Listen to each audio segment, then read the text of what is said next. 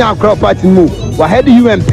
I tell you why a nice decision because the entire because the nice decision say MPP for no many men or Mahapman no many in cry. I think yeah, many I think say this is not taking back Buano as a bomb mine as a bonnet for because Alan will be a Ghana for mine. The Ghana for Akuma Super.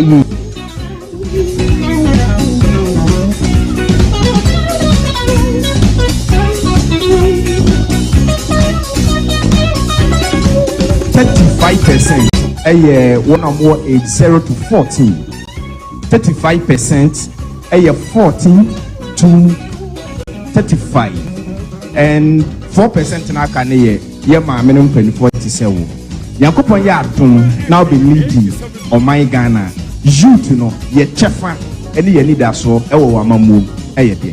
Medas. Yo Mira. I'm saying nice one we can no. No one's one who be something. Ya baby. Now so that you won't buy for you. You have a construction Ghana. Now so you best are. You didn't say Nation. That no I work Ghana no. And I saw with the economy. I share statistics of the Maya. Over 55% of the voter public are between the ages of 18 and 35 years. I don't think maybe I'm just the face of this movement. This is a movement to be powered by the youth. I'm going to organize it with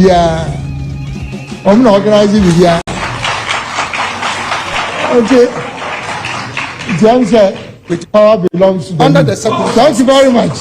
By giving the context provided. What Ghana needs now is change, which will provide long-lasting solutions to the challenges confronting our country. Fellow countrymen and women, I'm using this platform to introduce myself to you, the good people of Ghana, and humbly seek your support to become the next president of the Republic of Ghana.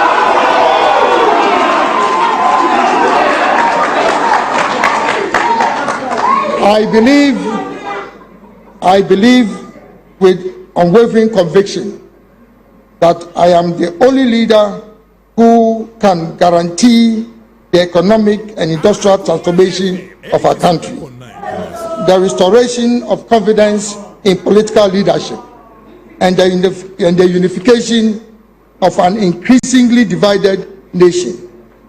My unique selling proposition as a leader is vision, competence, integrity, and action.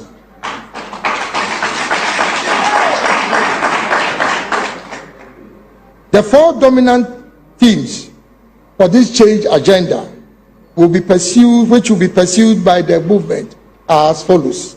1.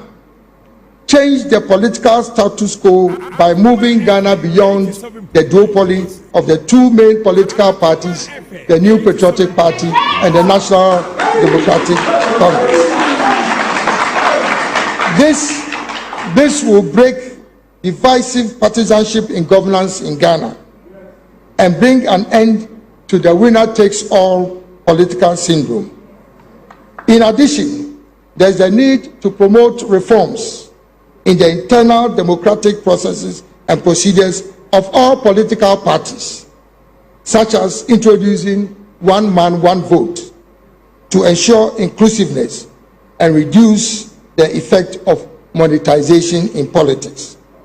The principles underpinning our national elections must be reflected in the electoral processes of political parties in Ghana. 2. Promote the establishment of a government of national unity, which would include people from all walks of life, irrespective of their political, religious, ethnic affiliations. Rich or poor, able-bodied or physically challenged, young or old, ethnic affiliations.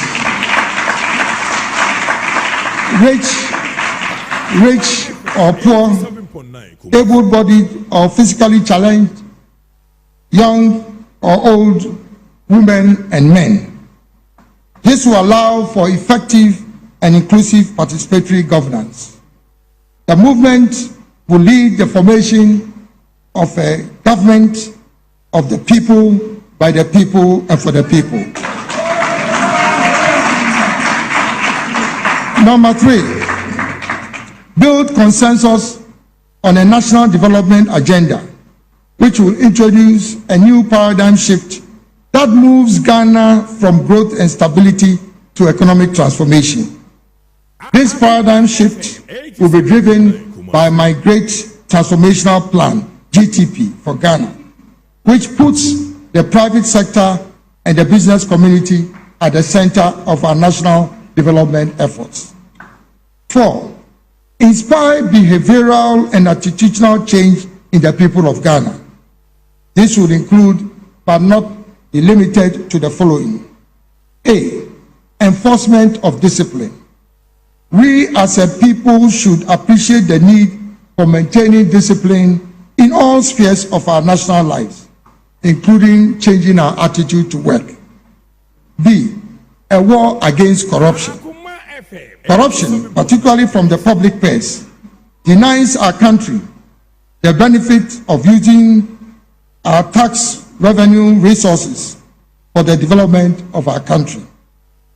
All sections of the Ghanaian society should wage a vigorous war on corruption through a combination of legal and institutional reforms, the application of technology, including artificial intelligence, blockchain technology, and data analytics, as well as maintaining societal pressure against corruption and leading by example.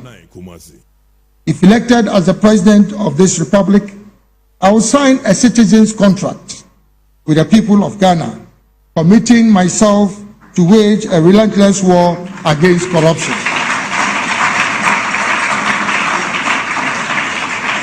C, arrogance of power. As I've stated on previous occasions, the arrogance of power has been a major obstruction to progress in our country.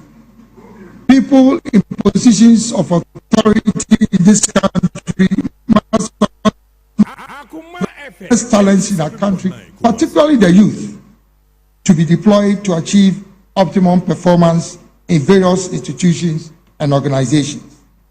E, solution-based thinking and a focus on execution. As a people, we must focus more on getting things done and finding solutions to problems rather than spending time on excessive and needless debates. F, making laws work in Ghana. The lack of compliance and disrespect for laws, rules, and regulations in Ghana is a major stumbling block for national development. As a people, we must commit ourselves to the sanctity and rule of law to ensure peace, law, and order in our country. Last but not the least, patriotism.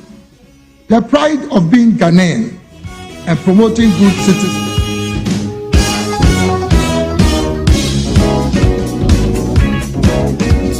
Right, Ghana and Yamamunina Joe Emma Ubia Kwaba Edeba Kuma 87.9 FM. In the Adrianaba Kofi Asante in way a Ghana Akuma the evening edition. Sabre o share live on Unia TV, or share live on affiliate TV stations and of course radio stations ahodo. Live on Akuma 87.9 FM yem Facebook page. Na enanyumri said ye nyina ye di kan from anopa ayatena se no. Chief Alan KWADWO KYEREMATEN ewofie ha. A founder and leader of a newly birthed movement in Ghana, the Movement for Change. Chief, Mamemwajo. Yo, Minia. Bibia Bejoso. Nyamia Doma, Bibia. And they are now also Nyamia Dom. And they October 2nd. Yes. The Kaise about 6-7 years ago. The last official interview, I'm now when in another than Kwakofado. My previous station. And the last, when I made the last question now, Okay. was on one district, one factory. That was October 17th or so, 2016. 2016. Now we were different stations. Hey, okay, okay. As I've read any average. You know where the guys are in a team together with the Nanado and an interview as one of the leading members of Nanado team. And then we are here as a leader and founder of Movement for Change. Interestingly, Nyame Adma Ochranso your birthday. Timamema, happy birthday in advance. You've been a coffee with us. It's been a week of very intense discussion with Ghana. Alan KYEREMATEN, with your new vision. After say, Ode movement agenda buyer. Classically, this is the first time a leader ever out where we were doing bullets of ideas at the aba setting up near our person or year. After Monday, it be seen there with all these ideas are the two. How has the reflection been?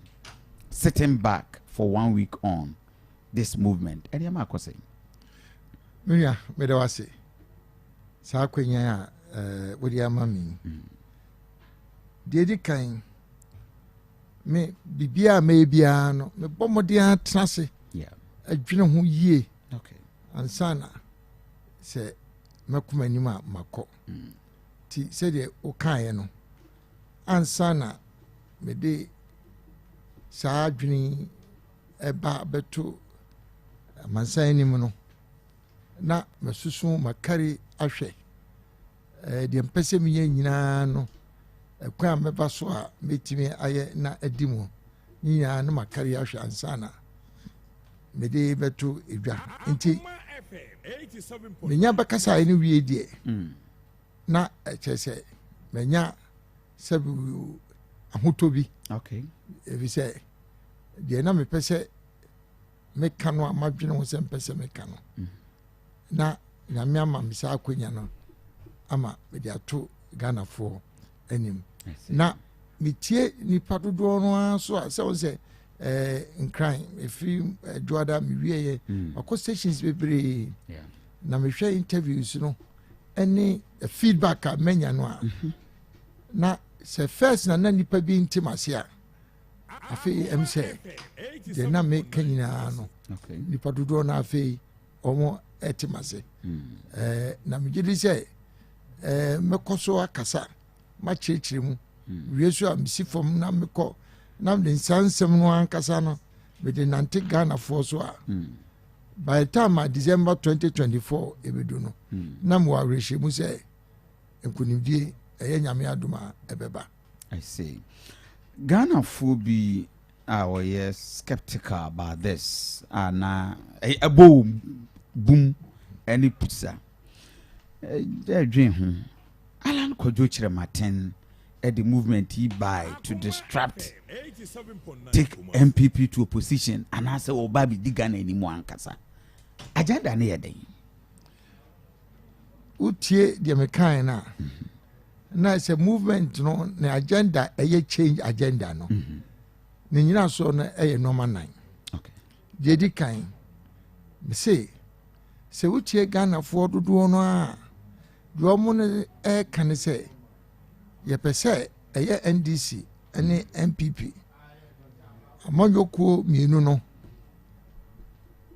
ye pese afei ye go beyond sa two parties no. Okay. If say so hwa if 1992 a ye share political parties say wo mo esa ababe amanyosem so hwa NDC MPP this 16 years if you do see chemu a na say oka from 1992 up to 2023 na say kwan kakra aba abrum fie biasa sa na so hwa na esi ekwa animu a abechi ni asa abechi yekwa animu a na asa abechi de di kan saban ba do be nyina owie pe na abane sisa do ba be somu no bio no oba de ye o de ye nyina na ɛsɛ ɔsan hyɛ biribiara foforɔ ase Yeah. tí wọ́n sɛ yɛkɔ anim a ne yɛsan ba akyi yɛkɔ anim a na yɛsan ba akyi deɛ ɛtɔ so mmienu soso biribiara ɛbɛbɛ biara wɔ Ghana sese na ayɛ politics sɛ ɛyɛ o sɛ ɛnyɛ o na afei yɛde ayɛ politics sɛ asɛm no asɛm papa koraa na party baako de ba wɔn a ɛwɔ position anaasɛ the other way round sɛ NDC foɔ so na ɛbɛka biribi a ɛno soso NPP foɔ ne wɔn nyɛ adwene na kɔɛ sɛ sono mmienu a ɛko ntɔkwa no na ɛsɛ Ghanafoɔ ana ɛsɔfa ti sɛ wotie nipa dodoɔ na Ghanafoɔ deɛ ha mu no sɛ afei de yɛabrɛ mo sɛ ɛyɛ NDC o sɛ NPP o yɛbɛsi ɛsesɛm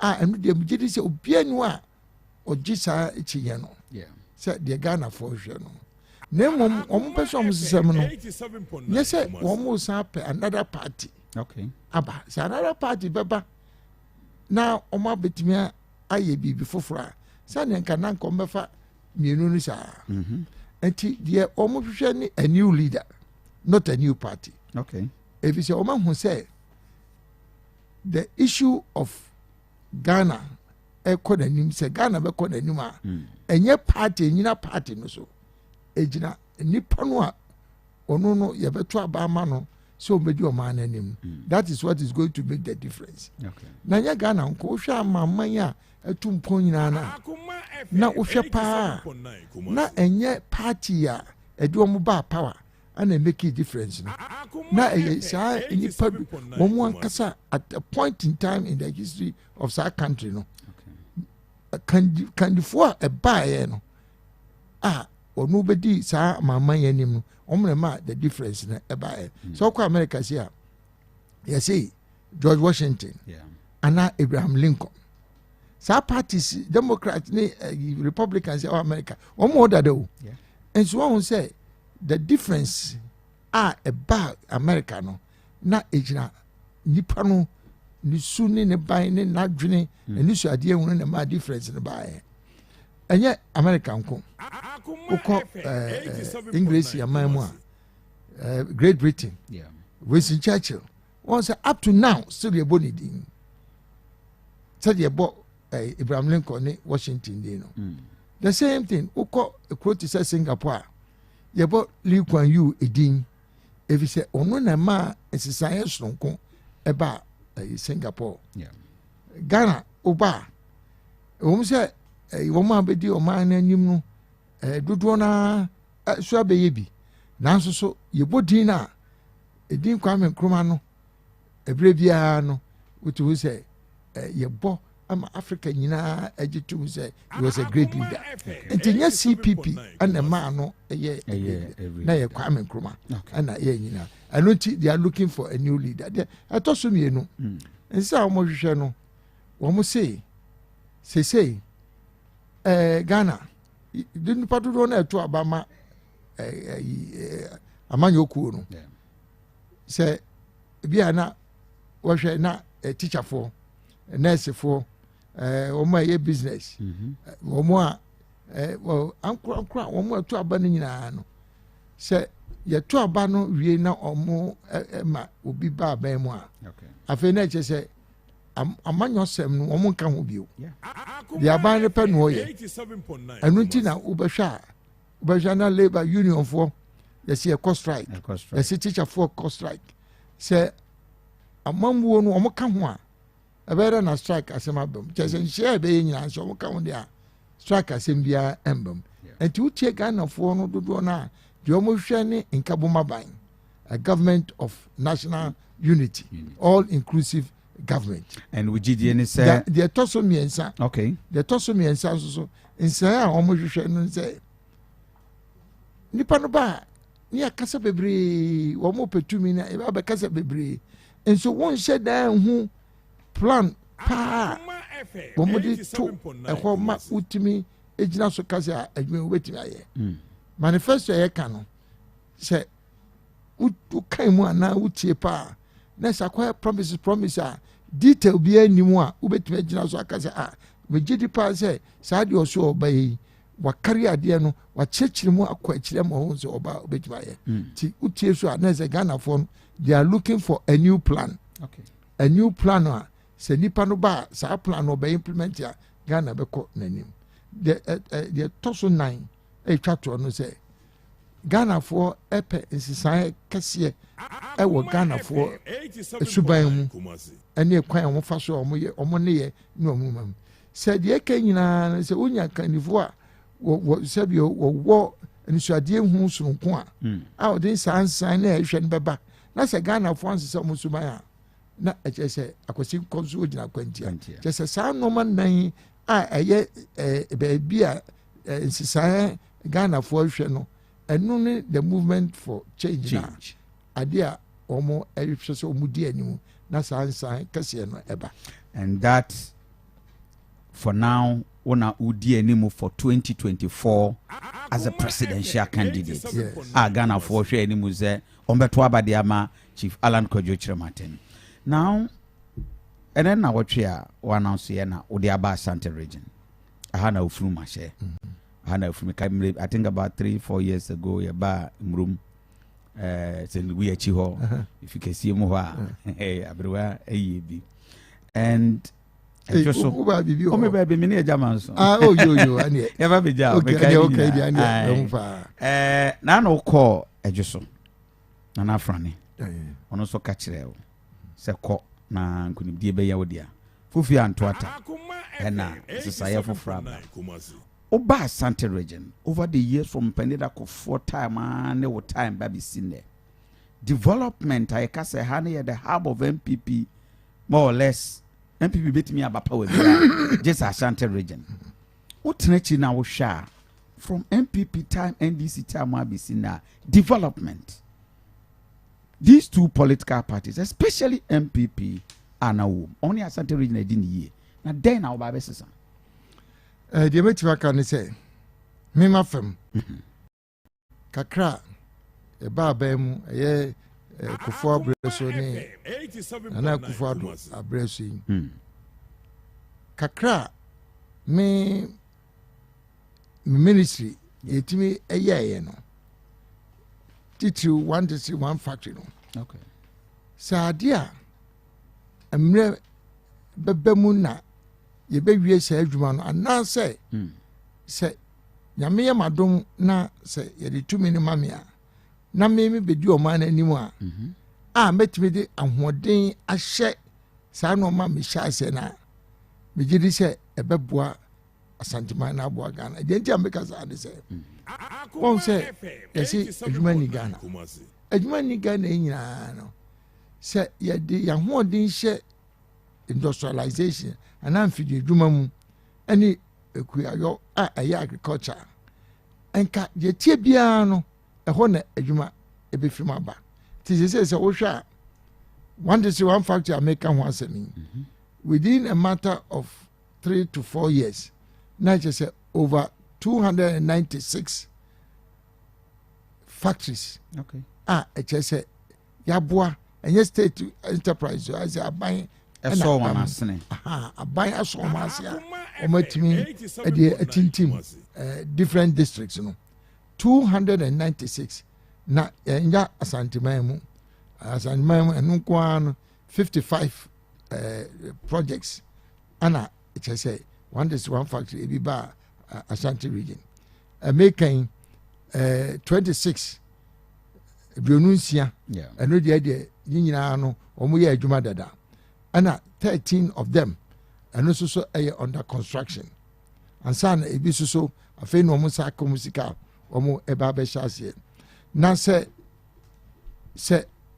296 let's say within a matter of 4 years fie 9 yet me esa adwuma na say ebi a nyame ya adom na me bedi o ma na anima na nya baako ene ye for 1 district okay na yetimi ye be miensa ɛne anim kura na kyɛ adwuma nipa ɛhwehwɛ no yɛwɔ arehyiamu sɛ ebi bɛba ebi sɛ yɛn nuanom a yɛtu kwan yɛsɛ yɛkɔ amanɔne akɔpɛ adwuma nyinaa no yinya dodoɔ na factory adwuma ana ɔmɔkɔ akɔyɛ na sɛ wobɛtumi anya bi ayɛ wɔ ha sɛ edi a na wotu akura ne yɛbɛsi factory hɔ a na sɛ mfasoɔ biara ne wɔ sɛ wobɛka sɛ woba ɛyɛ nkran aba abɛpɛ anaa wokɔ Kumasi akɔpɛ adwuma ayɛ ɛno nti media megye di sɛ wohwɛ ɛkwan a MPP Santiman aha koraa ne yɛtwa party no Fruma ana afei so aba bi a ɛbɛto biara no sɛ nyɛ Ashanti region a ɛbɛyɛ den sɛ MPP bɛwɛ ne na ɛsɛ nneɛma a na ɛsɛ kiyɛyɛ ɛboa ɛyi no atosin na media mebu ahyɛ mu sɛ nyame ma dom a nyɛ deɛ me nko ara no mɛtumi ayɛ te sɛ industry a meka ho asɛm no anaa ɛdwadie ho nko ara no projects bebree a ɛyɛ NDC anaa MPP wɔn bɛhyɛ ase a up to now yɛntumi wie no mɔgyidie sɛ mɛtumi abɛtoa so ne ma wie nyinaa meka sɛ Formina Hospital, Afari Hospital, Military Hospital, no, Sewia Regional Hospital, Korongo Hospital, Kumawu Hospital. Sa hospital si nyina ya shasi ache. Ah senka by now no nanka je senka anya kura nanka hospital ya to and KUST teaching hospital started 2008. 87.9. Would you be account? The other boy in Podia is under John Dramani Mahama started. Tafu Hospital. Mampendeda Kufo. The time. KUST teaching hospital. Mampendeda Kufo. Maternity blogger Ibuguye. Ewo Konfanochi. Yensinye. Any a children's hospital. Crowfrom Market. Wa wechi. Crowfrom. In your Mampendeda Kufo project or started. Yeah, that's what. Yeah. A chance you mui. The American say, okay. May and one okay. Moody woman. Na, you see, Ubi Ope, Adia Cocoto Korea. Na say, Yamia Maduna Mubomichidom, Nasa Meba. So you say, a chase, ye be jai regions in our canina. Ne mumu, the fata says, Yama Santimane, dear. Medi animu na mashame yes no money na if it's a social so we be Ashanti region nipa a benefit no and Ashanti region Ashanti region are quite to say the center of Ghana ufa the 60 regions there edu sia regions in ya ufa edu sia na ebe edu wo mu nyina aha ana womo ebehia so wofa Eastern region so wohwa kwafo no omo ben Ashanti kra echen nkran even the northern wohwa Western North esehifo no nyina ha na na ebabesie Central wofa dunkwafo ni asena so omo be ha kra chen omo se Central so over here and so na the 5 northern regions no so womo nyina no Ashanti region and quite to say baby a womo no ye bibia super na omu nya anyina ha no mba besi ana afeso fa nkrokro a ben yen se Burkina Niger Chad enu omu nyina no omu headquarters omu capital pa de enu ne Kumasi enti na wo hwa na ye senka ye kapa de a wo de tu nchen kra se bia ye MPP fo ana anase Santiman ne boa ma MPP gina na se wo find the importance of the strategic location of Ashanti so wo hwe ba bia Ashanti won said the make kan region si nyina no be hia wa na ke ka development dia it was in Kenya bebre it's Kenya bebre no na make am wasem abusan for se bia afi na do afide na to high just about 29 minutes past 7 wo share live on Onua TV we need the Adriana Bakofi Asante Chief Alan KYEREMATEN ono na a presidential candidate a leader for movement for change and then you may know if you have ye din komo nsɛmfua a waka nyinaa they sound very good and interesting Chairman Sabunso or minister for president that is majority leader and parliamentary affairs Bekachro say ya okay nyinaa independent candidate so baby digana anymore you have a problem from parliament project nini your person we nyina no obviously you can't do it Obere no maneuver your way. Enya no kre. That is James. Denti America san say. Medical ka say the Ghana for ehwe ene nkaboma ban. Ubia enso mu bi. Na yembu oman no. Anu nti se me ba say as an independent candidate na enye party na de me ba. Yeah. Ana se wo hwe constitution so a mra pon a ewo yedibu e man mu a se 2 minutes do na ewo president ni nsem enu nti se wo yi nipa no a wo yi nipa oba anya MPP nti ena oba president ana DC ana CPP nti ana oba ama teacher fo nko a ana ebi a nurse fo nko a ana labor ana business wa se oba abegina o magana man ni nyina enu nti se eba se me se me din kaboma ban na eba na obia ensomu bia na se wo yi ministers a ubeyi bi afri MPP ubeyi bi so afri NDC wayi bi so afri se mefanse koko American a wo mo no de omonya amanyosem na nso se nipa no a wo de sa position man on sa nimde no ko ade a ade nti na ni se yema no sa opportunity no na nti na quite say ye nyina na ya ka bom under an independent neutral president. Okay. That just she said you the baby no obi aka ho nti ekọ parliament e den na ntokwa beba ho. But parliament constitution constitution is about 60% of ministers in free mercy. Is it 50%? 50%. Yes. And it's for no only direct, leaders. I want mercy be no. Or select you. How would you be change that section or call referendum? Yes, it's not constitution, no. Oh, whether he has always a constitution the mechano. Over president, and then yes, a party be the Dubai. Yeah. Now, who are independent? Of what I can say, when partisan. Yeah. So I say, would the idea, would you know, while now would you know, answer now, yeah, to Obama, now buy. That's what to be for Ubia free baby. Yes. And until our constitution provisional work can say so far at least 50% free parliament. Say parliament o say NDC for any MPP for nko and or na CPP for anya bi ana o maba ho ana party nko bi anya bi a na 50% na we year free parliament no say we be free sa parties e work parliament ya na odi wo mu a enya amanyosem so e ka ho na odi omu nyina tra cabinet till okay because omu nyina tra cabinet ne ka say we ana beboa Ghana first. We never bought Ghana. Okay. Near the program no call parliament. Ministers are omono ewa aban mu e bi free NDC e bi free MPP ma. Na again na omu gina so a afei ebe twema mentwe. Okay. Ebi say omu nyina aka ho. Nhihye de aba no. So be free TUC ana ono no eka aban no a ono for a minister.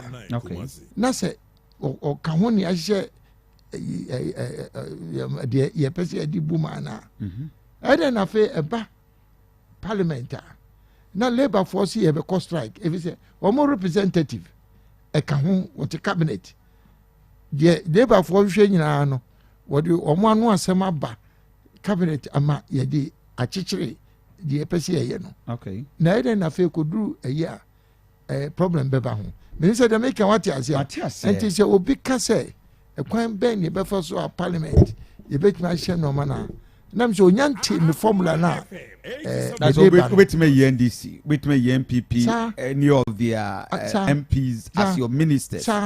But if it's idea ba ko a go be ahan won any winner takes all no. Of course. Say obi a MPP for na e wa ban mu omo president e wa ban mu je tie bia no we nipa obe president na say even though ujina homa Ghana no na nso so ono party na di bae enti party etime influence ono no decisions a ono no ebe den obe make no you will cream one here you will have a party obeka say we will not allow any of our members, our appointee omono, to offer themselves for AB our appointment.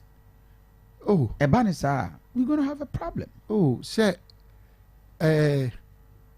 what the kind I can say, would you wo nkabuma ban ana wode ba Okay. ana ya to so aba ana Ghana fo nyina to so aba ana ya ka say wo de ujam finfin Yeah. nye party de do ba e Exactly. ana wo wamma sa akonya ne say MPP fo enyi ministers ni bi mra Okay. NDC fo enyi ministers na CPP fo na party ne be ka say ye pese ye kuntokwanti ye ma ye nipa Emma embedi minister. O je say just na just say again na wo gina so a o kasa asem. Maybe to frustrate to administration. Oh, to frustrate administration na. Yo to frustrate administration na. Na and then na just say bia na bia ka bia nka. Na me ayom de my president na chama nyama dwuma yi. Okay. If he say what you na say nyame anim nie we neutral. Say we neutral. Na you say bia we independent but we neutral. Now we neutral. Answer na obey bia. So ni parties ni be consultation. Yeah. Aname bua. And you say bia Ufiri hwa and you say na bia we ministers wo muniti. Okay. Answer na obey bia no.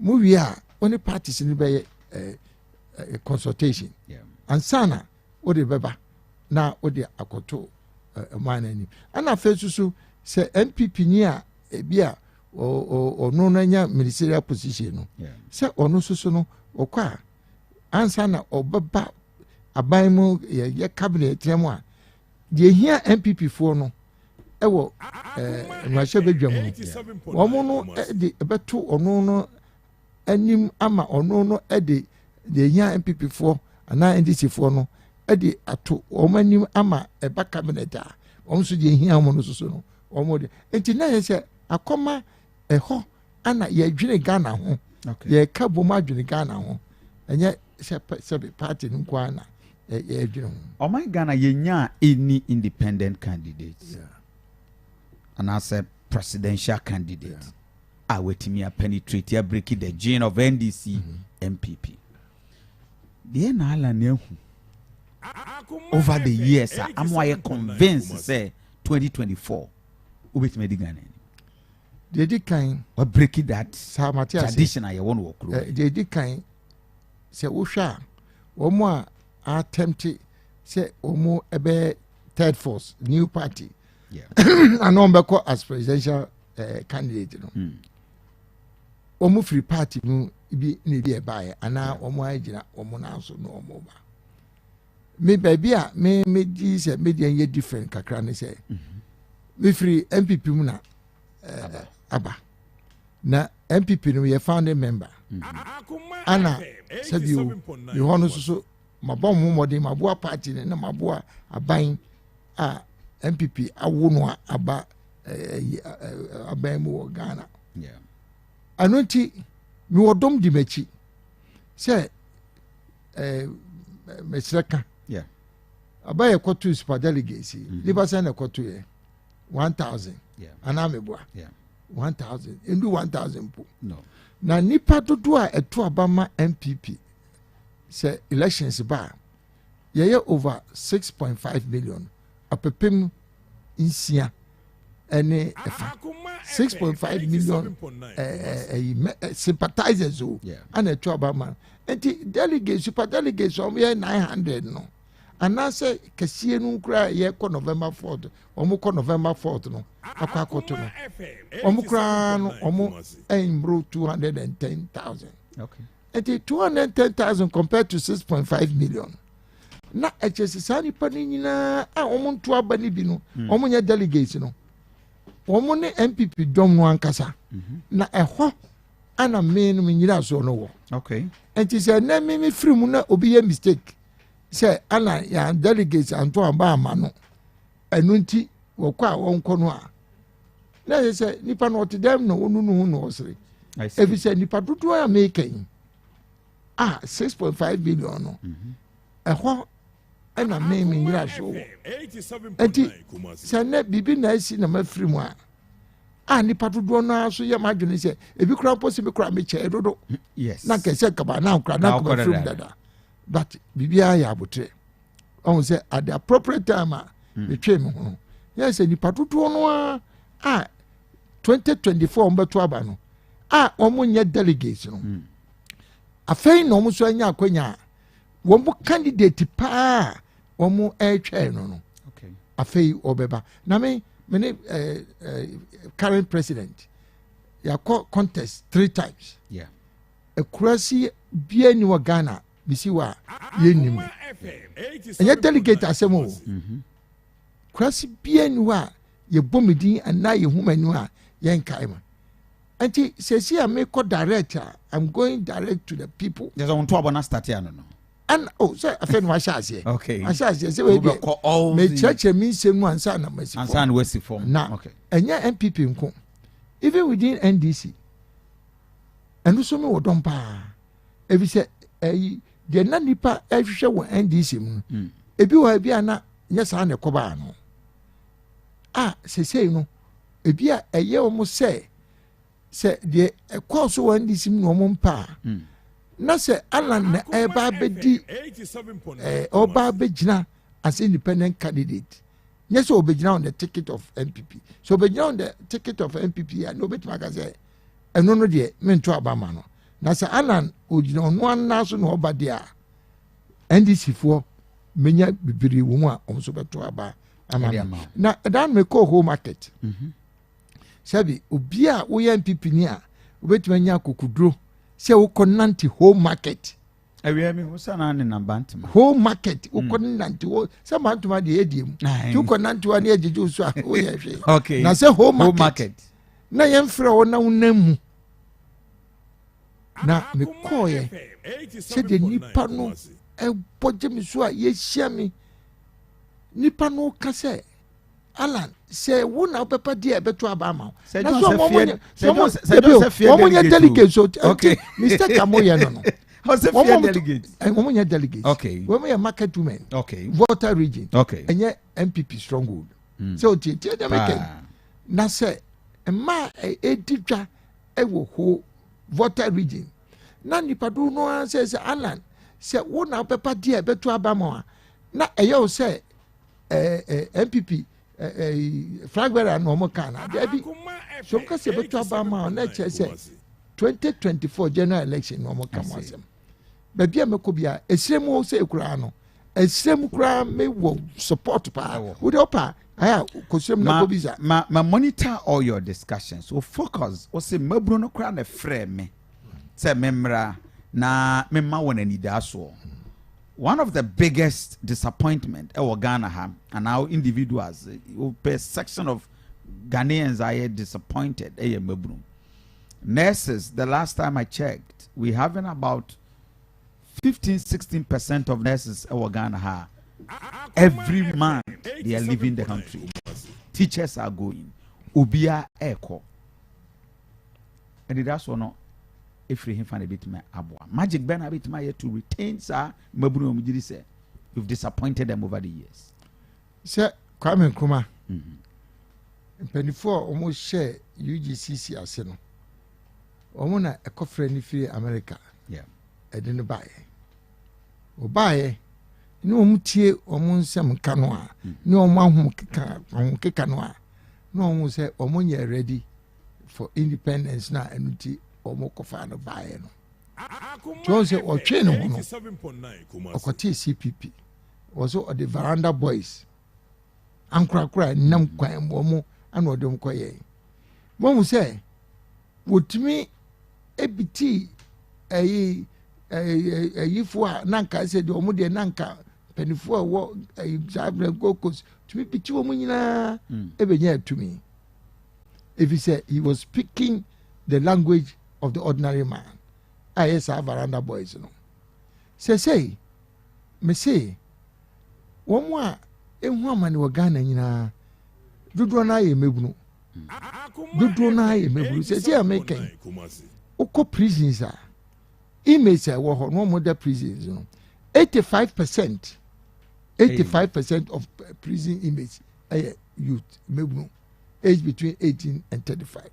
Enti si e ka adwuma soma dodo na ana eye mebunu say every year bi afi bia no oha miensa ne achi 300,000 graduates mpema ha miensa mpema here sorry mpema aha miensa free tertiary institutions university and polytechnics near there omuye school eba ekope adwuma omunya bi afefoforo ba na another 300,000 abegum nti obi wa wie school mfie mienum onya adwuma nyɛ ɛno nti sɛ me sɛbio nya nkroma de no na me ka ho asɛm sɛ me ka sɛ me hu sɛ wo mu a sɛ wo mu no ehia mmoa a wo mu eni anidaso no dodo ayɛ mebunu no nti sɛ me see movement of change na me sɛ nsa badia ane wo mu ana medi wo mu di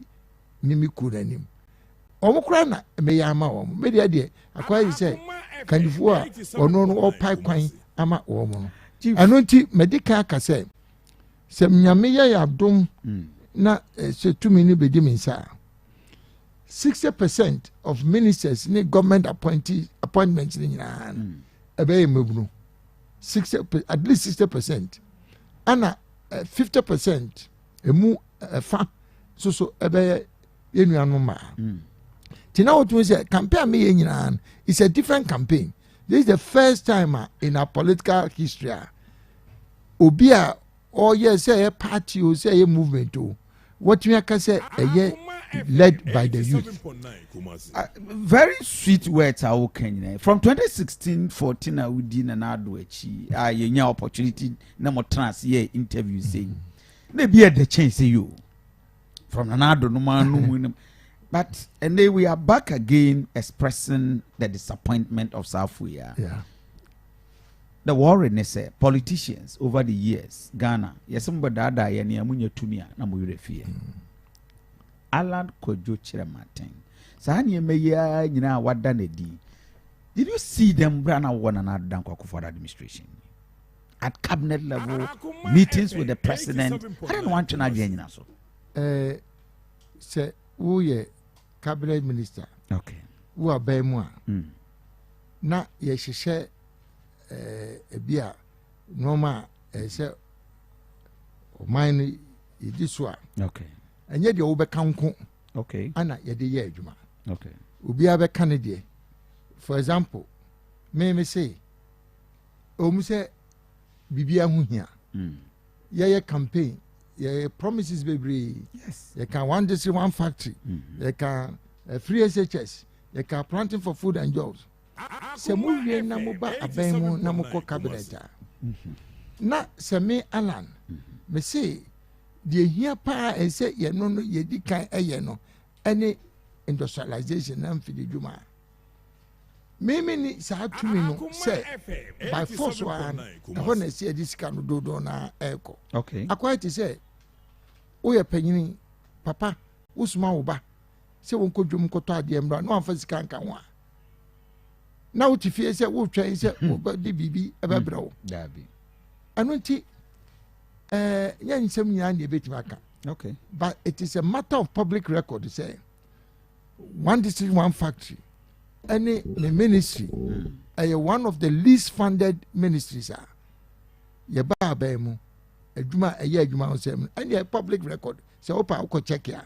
Your flagship programs be 10 almost be a 15 nyina free researchers planting for food and jobs one village one dam hwe nyina na hwe budget allocation near dema na hwe de na eko let's say one district one factory na kakra na menya empo na wo hwe de metimi de ye ya enu na magana se agidi pa na otu se miankasa me bedi o man anim a me what the final say metima ka se ye hyehyɛ we a ubehu difference no we enye se bia aba se ye can say meeting America right from the beginning by me suggestion is say okay promise making you hu here bia nwa obetimi ayi afrim nanso so ɛyɛ prioritization mɛfa nsɛ deɛ na ɛsɛ wodi kan yɛ ebi wɔ ha ɛnyɛ sɛ ɔbɛyɛ ne first year ebi wɔ ha ɛnyɛ sɛ ɔbɛyɛ ne second year because wɔ 4 year mandate media gyina so kan no bia wobɛdi no kora wɔ aban yɛ aban bia bɛtumi aka sɛ ahyɛaseɛ no na meka sɛ Ghana yɛbɛkɔ anim a na gyina business foɔ so sɛ sika ɛba business mu a ana ɛpagya ɔman no ɛnoa mu na aban no wɔtumi de nya ɛyi taxes ɛnoa na ɛtumi kreti adwuma tumi dɛ right from the beginning na mmemme argument ni sɛ yɛbɛbɔ busia yɛmbɔ busia bɛyɛ $1 billion efisɛ no deɛ ɛyɛ concessionary ɛnyɛ koraa no bi a wobɛhwɛ interest rate 1%, 40-year repayment period. Nti na sɛ emu hihan kakra sɛ ɛbaeɛ no ana yɛka sɛ saa busua yɛgye a yɛmfa ɛma business foɔ nyɛ sɛ obiara kɛkɛ ne yɛde bɛma no ba no wɔn aboɔ mo mmɔden dada sɛ saa sika emu half koraa 500 billion koraa ana yɛhwehwɛ business akɛse wɔn aboɔ mo dada ana yɛde sika yi maa ho work and pay a wokɔgye no 1%, wode mo 5%, 40 year na ɛsɛ otua wode mo 20 years a ana yɛde maa ho yɛchoose sectors bi sɛ wo yɛde saa ayi ma wo ɛwu bɛhehia fa kɔyɛ adwuma yɛma wo target a ɛsɛ otumi employ saa nipa sɛ yi ɛwɔ adwuma yɛde bɛma wo a sɛ nka saa ne yɛde yɛ from the beginning ana yɛma promises ni bi atwintwan so until bi a second year na third year nka wei ɛbɛso aba ebi sɛ you are borrowing for production not for consumption. Ba o kan ya mfa. Oh, yɛn nneɛma nyinaa de bɛti abu de meka sɛ wo bisa m sɛ na adan yɛwɔ aban mu. Of course. Yɛ kɔ nyinaa ma ntumi anka bia na mekyerɛ me madwene ba de meka ne sɛ ɛnyɛ deɛ wo nko a wopɛ anaa wadwene nko a na yɛde yɛ adwuma. Na mmom sɛ waa wo ne the leader and the final decision maker ne deɛ a wobɛtie de obiara bɛka nanso so wo ne yɛde tumi no ama wo nti baabi a wonim sɛ wode kɔ ɛbɛtumi ama wo maximum ɛyi no ɛhɔ na wode bɛfa. Just last I know sɛ mpanimfoɔ bi te w'akyi nti nyɛ adeɛ a ɛbɛtumi atoa so adi nkɔmmɔ akɔ akyiri.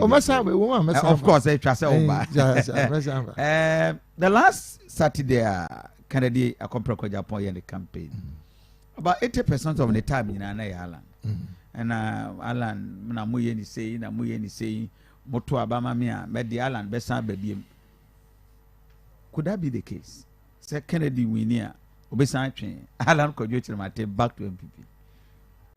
Deɛ aka ne sɛ wotie de na Kennedy ka no a Kennedy say deɛ ɛkɔ so wɔ party mu a ɛnyɛ ama ana ɛfiri party mu ɛna ne wɔtwe nipa dodoɔ no adwene agyina so na ade nti na ɛsɛ wɔkɔpere tumi ɛwom sɛ ɔpere mu MPP mu na memɛfiri mu a meso mekɔpere the same thing nanso wɔbɛtumi aka me ho asɛm ɛfiri sɛ ɔka nokorɛ meso so meka nokorɛ nti wahu sɛ ɛhɔ yɛadwene hyia yɛadwene hyia deɛ ɔka nyinaa nti na wɔnsuro sɛ ɔbɛka no sɛ yɛ nyinaa yɛkɔpere adan sɛ nyinaa no yɛwɔ party mu yɛpere nso wɔka nokorɛ ɔhu sɛ meso meka nokorɛ ɛho nti nokorɛ no a yɛn nyinaa yɛka wɔyɛ kuo no mu ana ɛma yɛano hyia no anaa yɛnsɛm hyia no ɔmu sɛ yɛn nyinaa so kɔ school baako Adesada college obi onim Adesadafoɔ deɛ we have a fighting spirit. I see.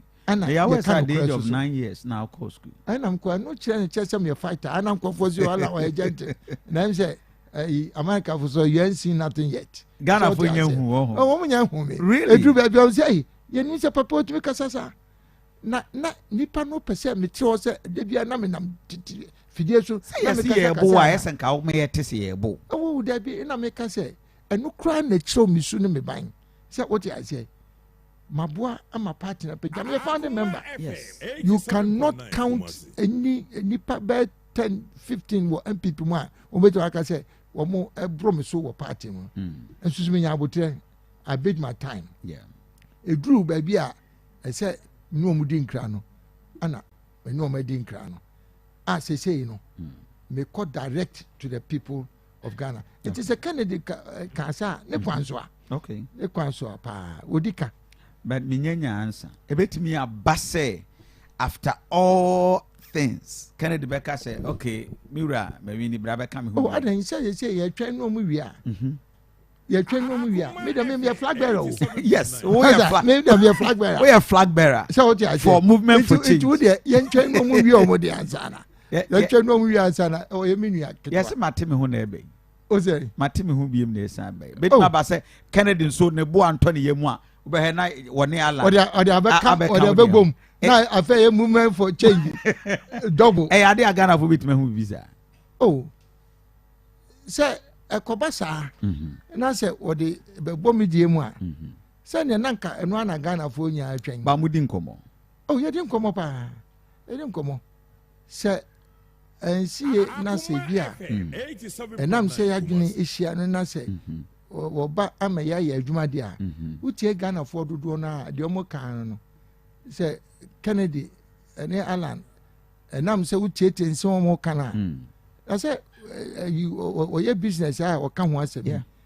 The same thing I'm so me promote no. Yeah. Or no one Casano would name a Juma, Salan, yet the Ghana, a shaman, sir.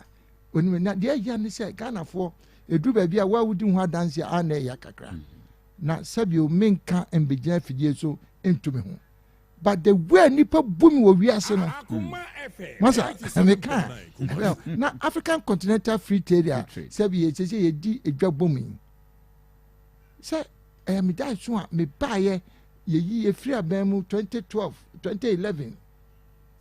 UN for a man, a friend, a friend is a member and a member boy, not quite a first way be peja, a Jadiwo Africa. Because my first project, me yeah, no. 2011, 2012. Once you acquire Bama Afe, I didn't tintin. I had the biggest project in Africa. Obi oti say. Na say na akoba say was there Ghana for say yambo ni chidom ne nkopre o say onkopre say ya. Na e say Ghana for dwene wo no mo hwe say sa ni pay adwuma ben no ayeda. 2013. Me nya aban ti ana nya MPP ti na sebio akwese Alan be ni po etra me kan se wa ban mu a me nya ban mu 2013 ewiase nyina 4 positions and sombo pa the whole world. UN Secretary General baby ana Kofi Annan no. World Bank President of the World Bank, Managing Director of IMF, and Director General of the World Trade Organization, World Trade WTO. So 4 positions, and the top position will be as 2013. A bar said a Kunyano beto with WTO. Said the whole world, a dready baby a corner a year, you know. Africa heads of state in Muka said for the first time, baby ano a basa kunyato near heads of state omupra. Omet agreeing to for the first time. Omu nominate Alan say me ko na me corporate WTO Director General. She said heads of states Africa nyina ekabom ekase for the first time. Omu pe obia obetimi abedi WTO enim said the Kofi Annan ye Alan ye choose no. So, ati adia no na quiet say say the Ukraine be kadia. Na ye po bia what demonstrate say adwuma ye de shane say obetuma ya. We me free man ye. Last mame for ba konso so mame.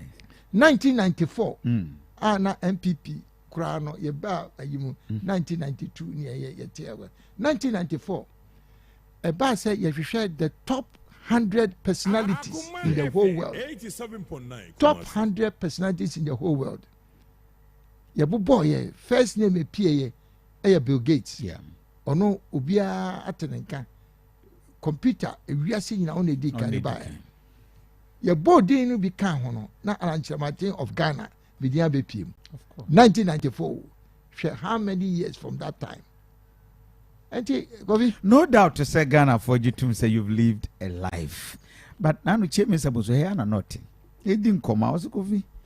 Maybe do you cram on no cross suggest and there's and Kawani Dr. Baumia Kabum. Nankan Pipi did there being Yanke Amabi do her. Why did you reject that position? As a flag bearer, running mate to Dr. Baumia. Where you could be messed up. They say, Omodi Omunkoso, and your Omodi. They say, Afafanto, Anna. What to also I see. My sports team, 2 questions on sports. Okay. I'm saying, Miss Sao. You are now. We'll be wrapping up the discussion. Nanka, you have 8:30. But my signal from your team said, and I don't mind him for Nimpany for me to wait here. We need to wrap up now. Over the years, Ghana, yes, sporting has been the biggest challenge. Players in 1K over na young clubs, divisions, various levels na yebasa. The encheshe ya kasana war say 2024 utimidi Ghana anymore war for young sport. Me GTP no. One say wa apostle edunum 15 pillars. GTP na me say me dey ban plan me dey ban. Wa apostle edunum 15 pillars. Okay. Baako e sports.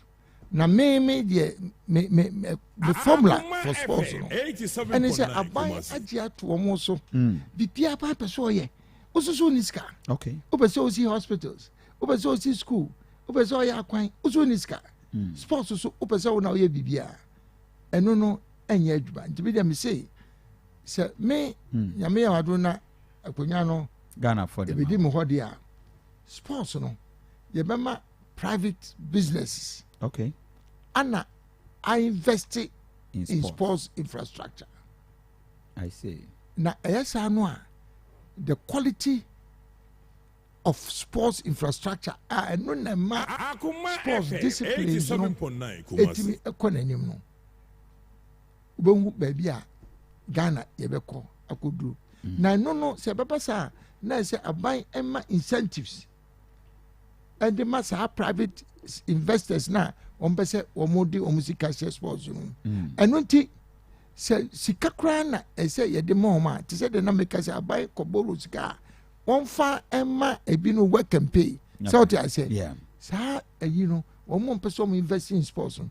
This is the type of facility any incentives are ye de be ma omo ama omo revi so omo wi a a commercial enterprise a wi asi be bia no sports ka wom change bia a private sector and I invest in the American government and I say bia ye be ye e bia Olympics and na bibi na bia eno no kra be numpo enumpo kra no enya ban kwa na wo so mo the private companies be bring no invest na ban a uniska na bibia waje ato hu se obabe the difference in government I mean lead you know any their cost so far since independence is yeah the private sector ana ebeye adwuma na private sector no aban ebe show masin amomu all the incentives ye here ebe ma se wo mu de wo musika shi na omu se apan nyina aban ebe ma private sector contractors yi ekwan on be fa so a wo mu betime anya sika edi ahyem na se be todo se de me o na afei aban mo maso masin na omatimi 3 minutes past 8. Alan KYEREMATEN, presidential candidate at the Man Movement for Change. Chief, and then you bring Mama Nawas. Now, by what you want to me? Wow, what fast would to me? What do you say? I say, Nadia, me, ya pan, say, wound to me. It's me, Jeff, so. I can't say possibly kind of because was so no or buy who can know chairman. Was it chairman I be there Kufi and our next star e be who reply we see mebre se mbeka sa asemi won't me any pakra no when level just some obia sebi me level medu no se me ba be gina fidie so use time any beka won't me asem no labi do no apeso ka wonka asa we are emotional. Hey, Debbie, we are emotional. Who be some? As a idea no kra no obi person dan no na. Debbie, we here. We here kra. Masa, say we kra wan be some ya enka be nya dia. I know. So I say. Ma yeti for a share from Onia TV. Akomati for and the entire region. You better was say. Vijay say we are first time you share in cause of your project. That's how baby. You better say share. Now your time. Now we free come answer that. Oh, and we dear. Me to infant. Yeah, for Franto to a Chivalan KYEREMATEN, happy birthday in advance. But I say, yeah, that's it. So that's it. Me never be see America. Oh, sir. But I say, Sana no kind of one kind of. We didn't be another buy, but I wish you very well, and I'm hoping, sir, next time our interview.